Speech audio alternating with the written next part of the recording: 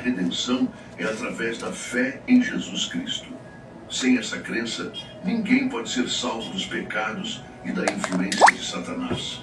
Não há outra maneira de alcançar a salvação, exceto através da fé em Deus e na crença em seu Filho, Jesus Cristo.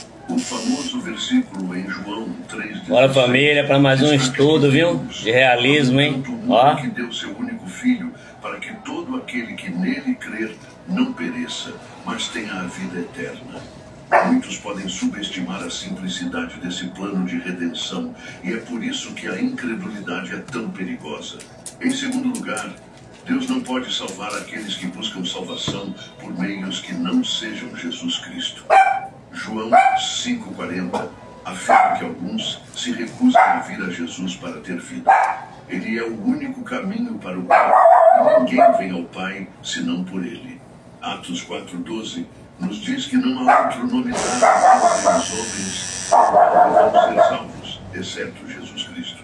Nada mais pode salvar uma pessoa. Nem inteligência, poder, dinheiro, boa aparência, ou mesmo família ou amigos. Somos salvos apenas pelo sangue de Jesus e sua morte na cruz pagou por nossos pecados. Há uma categoria de pessoas que, de acordo com as Escrituras, aqui tem espaço isso, não? Vamos para mais um estudo, hein? Jesus se dirigiu diretamente a esses indivíduos em Mateus 23:3. Ai de vós, escribas e fariseus hipócritas, porque fechais esse realismo, os céus diante dos homens, pois nem vós entrais, nem deixais entrar aqueles que estão entrando. Um hipócrita é alguém que finge ser o que não é. Aos domingos, apresentam-se na igreja com trajes apropriados, levantando mãos santas para Deus, mas nos finais de semana comportam-se como qualquer outra pessoa em ambientes mundanos. Para eles, a salvação e a vida de fé são meras formalidades, tratando a igreja como um centro social sem verdadeira devoção. Essas pessoas podem adorar a Deus publicamente, mas não permitem que a vida de Cristo se manifeste verdadeiramente em suas ações e pensamentos. Podem passar anos na igreja, mas não mostram frutos que provem a fé que professam. Estão a porta, mas não entram e até impedem outros de. No Evangelho de Lucas, encontramos a história de um fariseu que se considerava justo e desprezava os outros. Oi, Sil. I'm the Nami. You're about to see my new movie, Constelations. Cheers.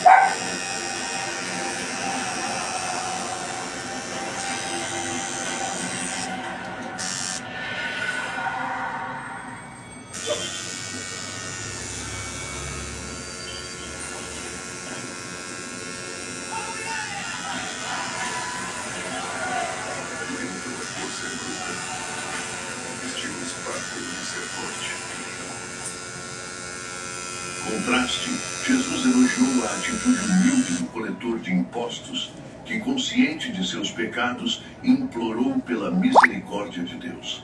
Essa narrativa ilustra o alerta bíblico contra a autojustificação. Em Efésios 2:8-9, somos lembrados de que a salvação vem pela graça, através da fé, e não é algo que podemos alcançar ou nos gabar.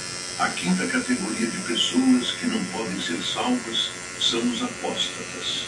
2 Pedro 2:20-22 fala claramente sobre eles, dizendo: se depois de terem escapado das contaminações do mundo, pelo conhecimento do Senhor e Salvador Jesus Cristo, forem outra vez envolvidos nelas e vencidos, o último estado dessas pessoas tornou-se pior para eles do que o primeiro. Isso sublinha a seriedade de se desviar do caminho da verdade depois de tê-lo conhecido. Esses indivíduos se encontram em uma situação pior no final do que no início. Teria sido melhor para eles não terem conhecido o caminho da justiça do que, após conhecê-lo, virarem as costas para o sagrado mandamento que lhes foi entregue. É como Provérbios descreve: o cão volta ao seu vômito e a porca lavada ao espojadouro de lama. A Bíblia nos mostra o retrato daqueles que se tornam religiosos e abandonam suas práticas corruptas e imorais, mas que no final revelam sua verdadeira natureza e a elas retornam. Um porco lavado continua sendo um porco. Estas são pessoas que brincam com os fundamentos das crenças cristãs, como batismo, comunhão e frequência à igreja, mas que, eventualmente, revelam suas verdadeiras identidades, retornando ao mundo e suas tentações, porque, na realidade, nunca tiveram fé. A próxima categoria de pessoas que a Bíblia diz não poderem ser salvas são os blasfemadores. Jesus aborda esse tópico em Mateus 12:31-32, onde adverte que todo tipo de pecado e blasfêmia pode ser perdoado, exceto a blasfêmia contra o Espírito Santo. Quem falar contra o Espírito Santo não lhe será perdoado, nem neste século, nem no vindouro. Algumas pessoas blasfemam contra Deus, zombando do Espírito Santo e menosprezando sua manifestação. Isso é considerado um pecado imperdoável. Portanto, é crucial ter cuidado com o que se diz sobre o Espírito Santo. Evite piadas, associações ou grupos que falem depreciativamente sobre o movimento do Espírito de Deus, pois isso pode levar à comissão desse pecado imperdoável. O último grupo de pessoas que, de acordo com as Escrituras, Deus não pode salvar são aqueles que já morreram. É comum que muitas pessoas procurem pastores e líderes religiosos pedindo orações durante o funeral de um ente querido. No entanto, é importante entender que nenhuma oração pode mudar o destino de uma pessoa após a sua morte. A salvação só é possível enquanto vivo. Após a morte, torna-se completamente inalcançável. A ideia de um purgatório, como alguns acreditam, não é apoiada pela verdade da palavra de Deus. A salvação é possível apenas em vida, e é por isso que é crucial entregar sua vida a Jesus. Amigos, espero que agora vocês possam entender que algumas pessoas podem...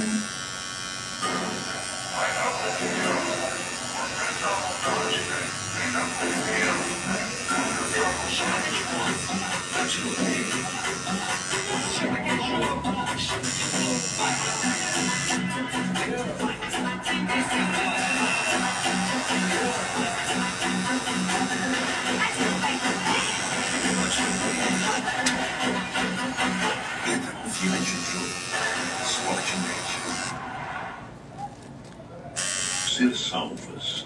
Isso não ocorre por falta de amor de Deus, mas porque Ele não pode comprometer seu padrão de justiça para salvar alguém.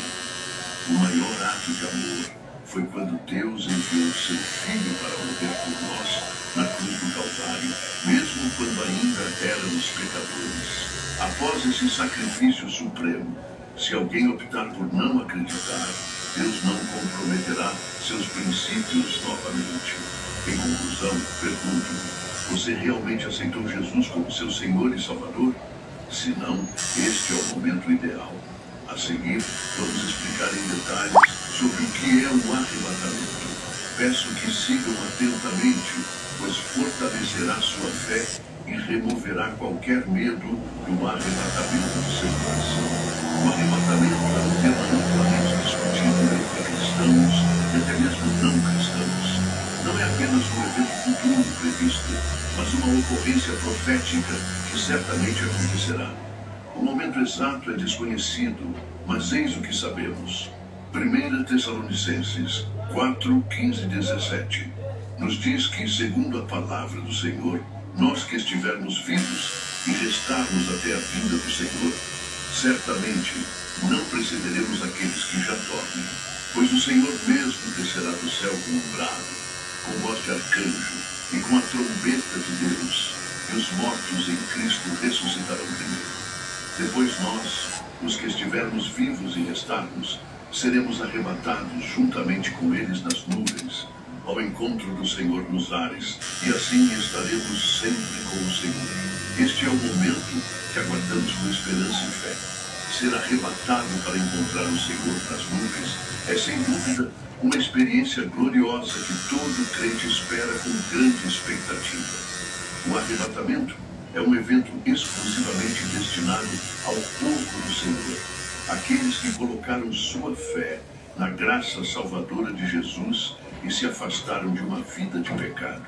Isso significa que, não importa quantas boas ações uma pessoa faça na terra, ou quão nobres sejam suas intenções, se alguém não é um crente vivendo para Deus, não será arrebatado quando o momento chegar. Alguns acreditam que o arrebatamento ocorrerá mais de uma vez, oferecendo uma segunda chance àqueles que perderem a primeira. No entanto, a Bíblia não apoia essa ideia. Portanto, é crucial fazer tudo ao seu alcance para garantir que você faça parte dessa experiência gloriosa. O arrebatamento acontecerá apenas uma vez e não será repetido. Ser deixado para trás significará enfrentar o caos e a perseguição do anticristo. Por outro lado, para aqueles que forem arrebatados, será o início de um reinado eterno com o Senhor. A relação entre os crentes arrebatados e Jesus será eterna. Eles não só escaparão do perigo do inferno, mas também abraçarão e desfrutarão plenamente o que significa ter a vida eterna. O último inimigo, que é a morte, será julgado e vencido. A palavra arrebatamento descreve um evento crucial nas Escrituras, onde Deus remove todos os crentes em Cristo Jesus da terra, abrindo caminho para que seu julgamento justo seja derramado durante o período da tribulação. É importante notar que a palavra arrebatamento não é explicitamente mencionada em lugar algum nas Escrituras, mas o evento é claramente descrito e ensinado através de várias passagens. A Bíblia, embora não mencione explicitamente a palavra arrebatamento, contém diversos versículos em diferentes partes das Escrituras que apontam para a ocorrência desse grande evento.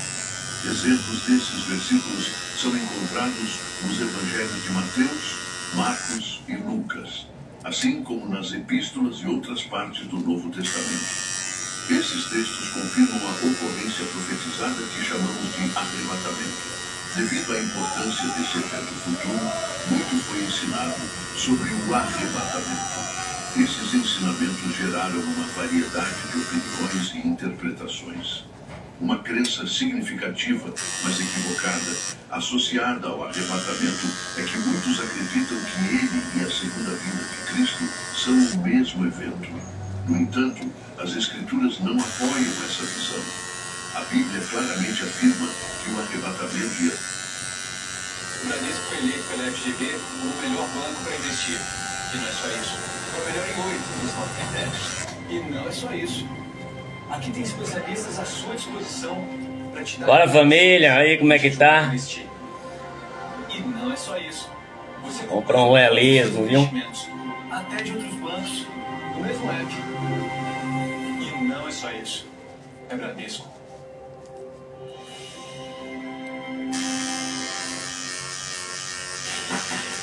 O presente para sua mãe tá na Vivo. Samsung Galaxy S24 128GB por 21 vezes por R$253. Samsung Galaxy Watch 6 por 21 vezes de R$62. Da vinda de Cristo são eventos separados. Vamos esclarecer algumas diferenças-chave entre o arrebatamento e a segunda vinda. Durante o arrebatamento, todos os crentes encontrarão Jesus nas nuvens, conforme descrito em 1 Tessalonicenses 4,17. Por outro lado, na segunda vinda, todos os crentes arrebatados retornarão com o Senhor à terra. Esse retorno tem o propósito de julgar aqueles que permaneceram na terra e não receberam a marca da besta, para derrotar o anticristo e Satanás, e para reinar por 1000 anos, conforme relatado em Apocalipse 19 e 20. Essa é uma diferença significativa entre os dois eventos. O arrebatamento, como definido anteriormente, será o momento em que os santos serão removidos da terra para encontrar o Senhor nas nuvens. Em contraste, a segunda vinda é o evento em que o Senhor retorna com todos os crentes que foram arrebatados para julgar aqueles que ficaram na terra e para aprisionar o diabo por 1000 anos.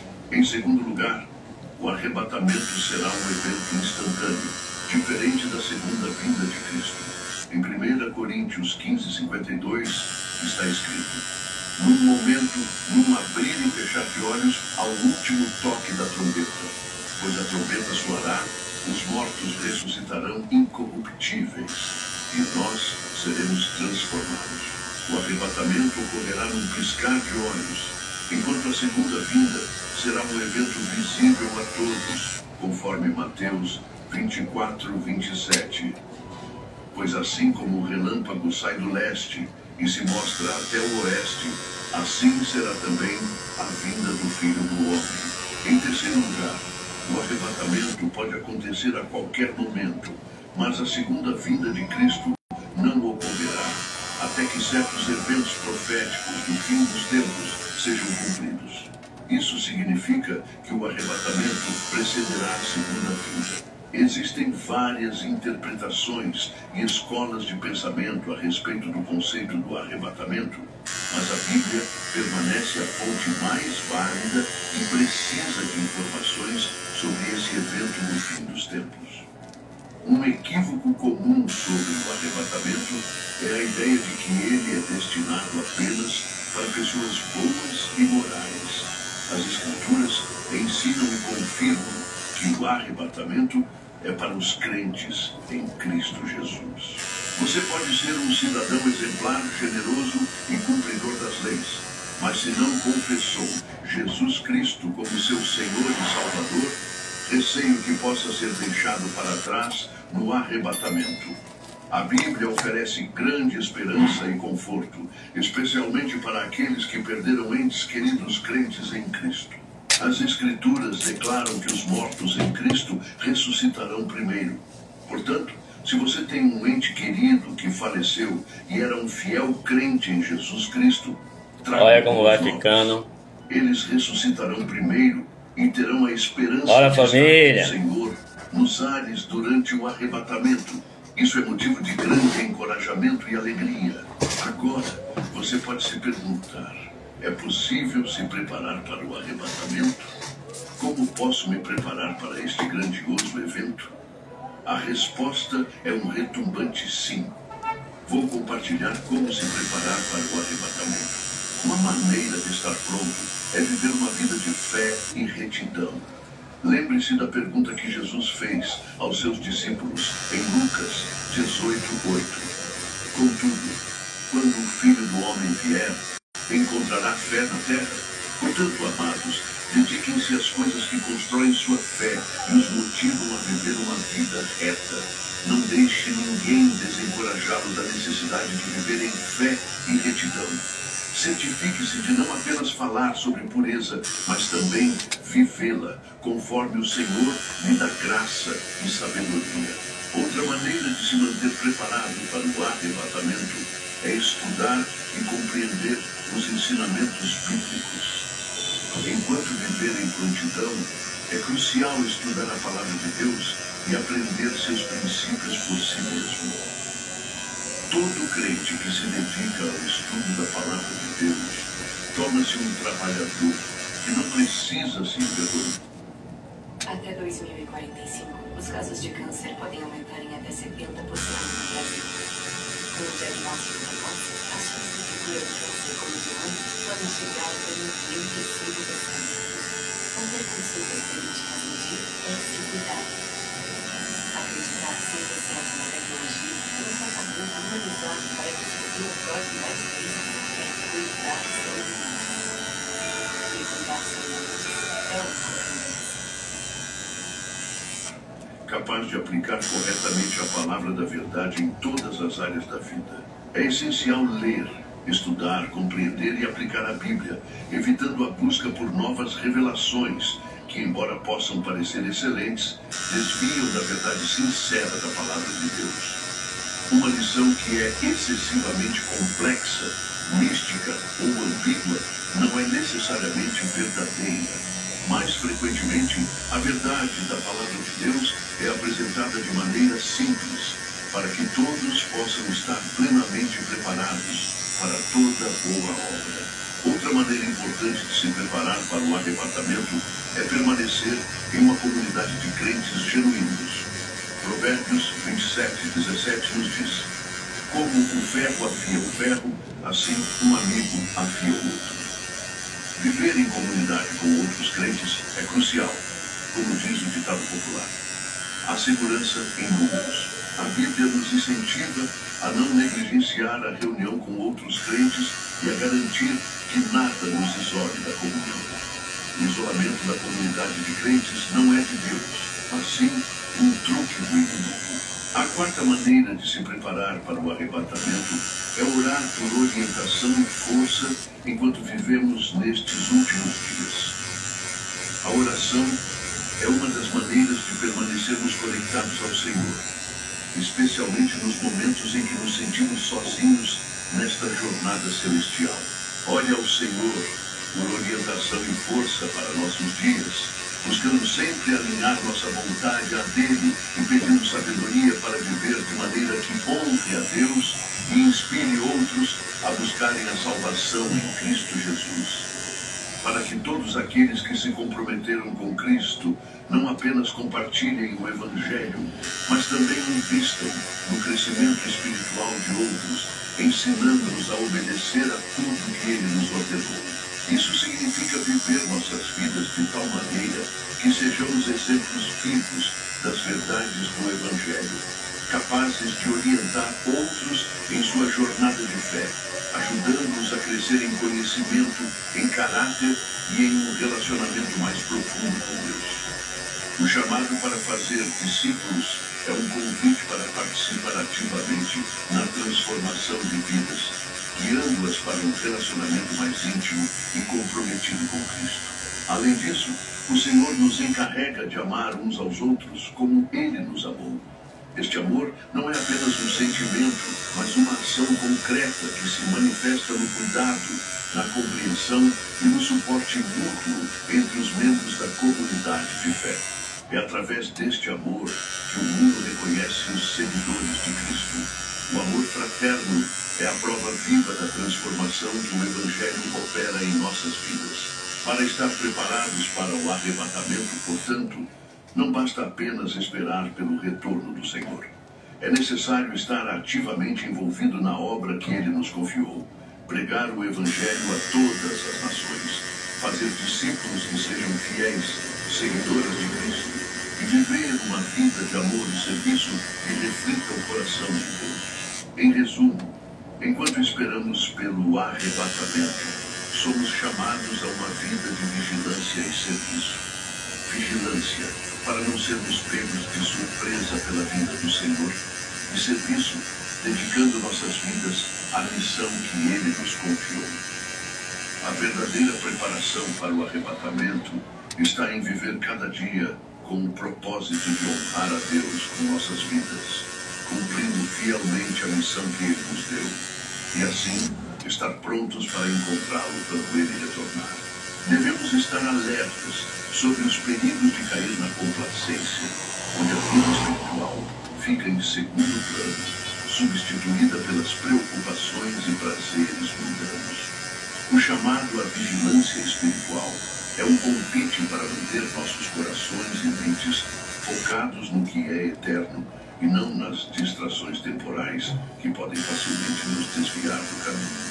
Para estar verdadeiramente preparados para o retorno de Jesus, precisamos cultivar uma vida de oração robusta, onde a comunicação com Deus não seja apenas ocasional, mas um elemento central de nossa existência diária. Através da oração, ganhamos força para resistir às tentações, discernimento para ser a verdade. You're about to see my new movie com as Red House. Cheers, Brasil.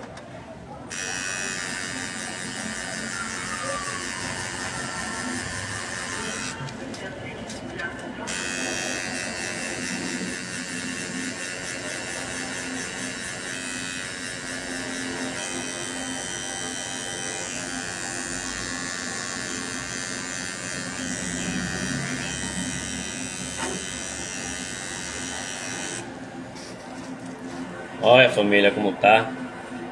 Estudam. Vamos nessa.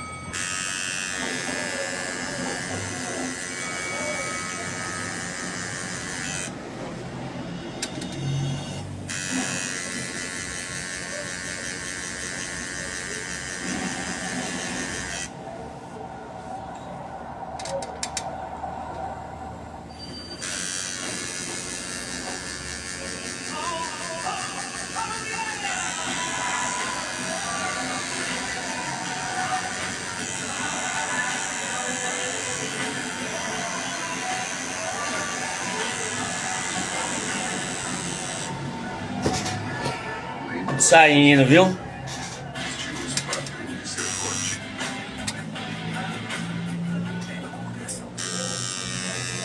Conhecer as armadilhas do inimigo e sabedoria para viver de maneira que honre a Deus. A oração também nos mantém conectados com o coração de Deus, permitindo-nos entender melhor sua vontade para nossas vidas e como podemos servir melhor no seu reino. Além da oração, a vigilância espiritual envolve estar atento às Escrituras, dedicando tempo para estudar e meditar na Palavra de Deus. As Escrituras são nosso guia infalível para viver uma vida que agrada a Deus e são fundamentais para nos manter no caminho certo, especialmente em tempos de engano e confusão. Elas nos equipam com a verdade necessária para combater as mentiras e as meias-verdades que o mundo e o inimigo tentam nos vender. Manter uma postura de vigilância também significa estar ciente dos sinais dos tempos. Jesus nos instruiu a observar os sinais ao nosso redor, que indicam a proximidade de sua volta. Reconhecer esses sinais e entender os tempos em que vivemos nos ajuda a viver com um senso de urgência e propósito, sabendo que